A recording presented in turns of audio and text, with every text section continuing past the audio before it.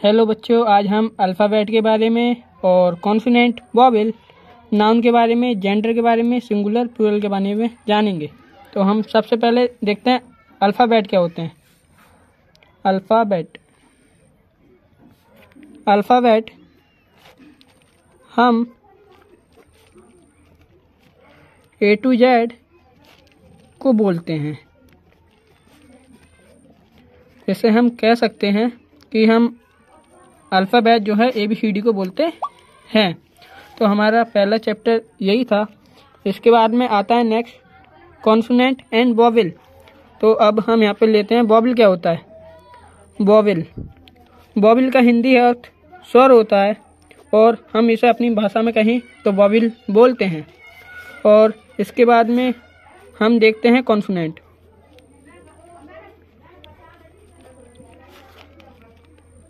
Consonant खुद ना बोल के वॉवेल की सहायता से बोलते हैं।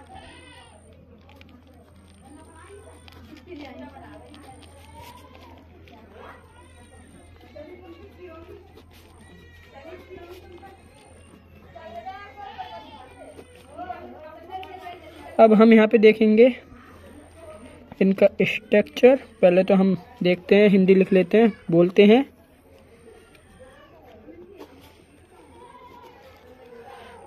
और अब हम इसको भी ले लेते हैं कॉन्सोनेंट। इसको हम हिंदी में व्यंजन बोलते हैं जी। ये वॉवेल की सहायता से बोलते हैं।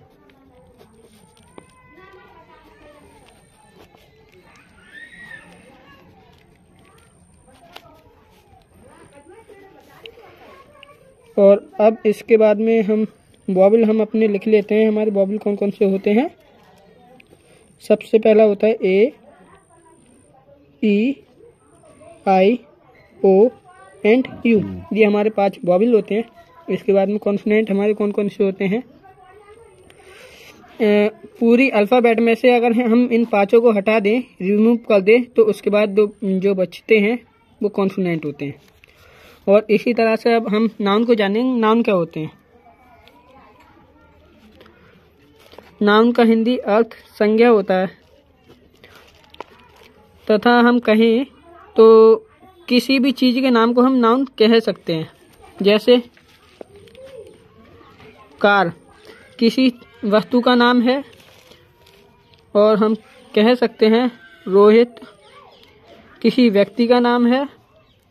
और एक हम कह सकते हैं ताजमहल किसी जगह का नाम है।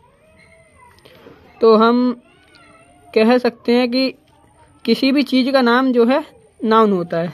इसके बाद में हमारा जेंडर बचा है। हम देखते हैं जेंडर क्या होता है।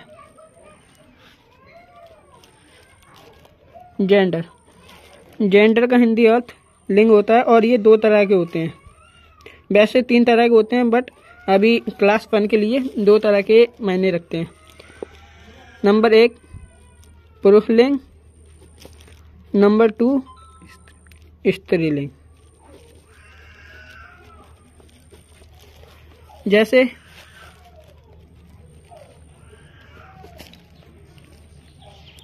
लड़का और लड़की। इसी तरह से तोता, मैना और काफ़ी लिंग बन जाते हैं। अब हम जानते हैं सिंगुलर एंड प्लूरल क्या होते हैं। सिंगुलर का हिंदी अर्थ होता है एक वचन।